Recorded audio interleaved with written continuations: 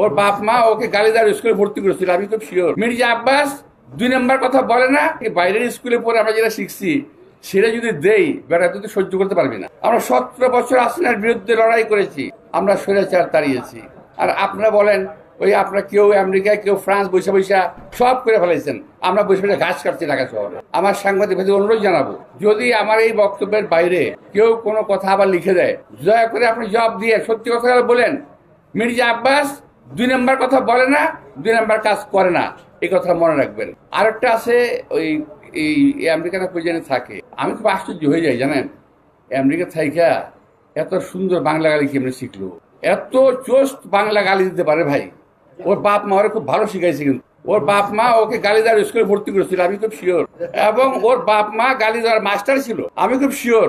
বাসায় গালি গালাজ করতো, ওই বাটা ওগুলো শিখছে, বুঝতে পারছেন তো? আমরা তো শিখি নাই। যমুনা ইলেকট্রনিক্স ঈদে ডাবল খুশি অফার সিজন 3, যে কোনো পণ্য কিনলেই পাচ্ছেন নিশ্চিত ঈদ উপহার। কিংবা বাইরে থেকে বাইরের স্কুলে পড়ে আমরা যেটা শিখছি সেটা যদি দেই বেটা তুই সহ্য করতে পারবি না।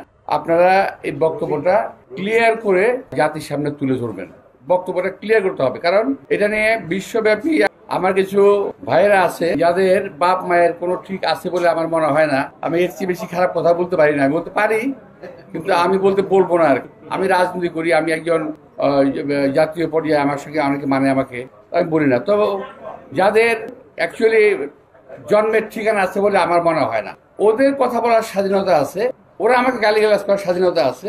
আর আমি একটা সত্যি কথা বলতে পারবো না, সেই স্বাধীনতা আমার নাই। আমি রাজনীতি করে এমন ঠেকাই ঠিকছি যে আমি সত্যি কথাগুলো বলতে পারবো না, বললেই ওরা উল্টাপাল্টা কথা বলতে থাকবে।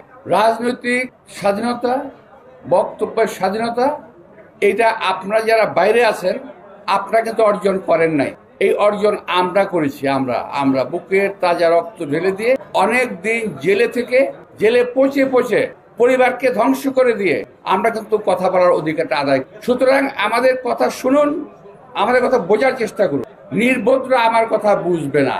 আমি আবারও বলি, দেশে কিংবা বিদেশে যারা নির্বোধ আছে তারা আমার কথা বুঝবে না। আমি বলেছিলাম যে এই সরকার কলমের খোঁজা দিয়ে যেটা লিখে দেবে সেইটাকে আমরা কারেকশন করব, রাজনৈতিক দলগুলো মিলে ঐক্যমতে আসবো, তারপরেই আমরা সেটাকে মানবো, এর আগে নয়।